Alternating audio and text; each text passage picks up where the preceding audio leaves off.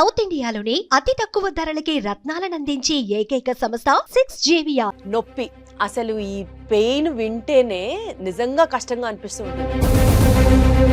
Robotic surgery అన్న వెంటనే డాక్టర్లు సర్జరీ చేస్తారా, రోబోట్ సర్జరీ చేస్తారా? మనం ఏదో పక్కన కూర్చొని కాఫీ తాగుతూ ఉంటాం, అదే వచ్చేసి అదే చేసుకుని వెళ్తాం.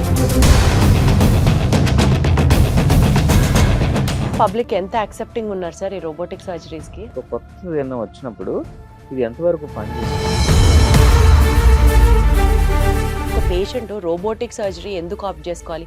యాక్యురసీ, ఎఫికసీ, లేకపోతే పేషెంట్ పరంగా కంఫర్ట్ అనుకోవాలా? ఎప్పుడైతే మనం రోబోటిక్ సర్జరీ చేస్తున్నామో మామూలు కన్వెన్షనల్ పద్ధతి దాని మీదతో పోల్చుకుంటే ఫస్ట్ టైం ఈ రోబోటిక్ సర్జరీ చేయాలి అని మీరు అనుకున్నప్పుడు what was running in your mind? మన ఇంట్లో ఫ్యాను బల్బు కాదు, మన ఒంటి మీద జరిగే ప్రొసీజర్. సో పేషెంట్ ఇంకా ఎక్కువగా ఒకప్పుడు 60 దాటితే మోకాళ్ళ నొప్పులు, ఆ నొప్పులు ఈ నొప్పులు అని అనేవాళ్ళు. ఇప్పుడు ఎర్లీ 30s లో కూడా ఈ జాయింట్ పెయిన్స్ అనేవి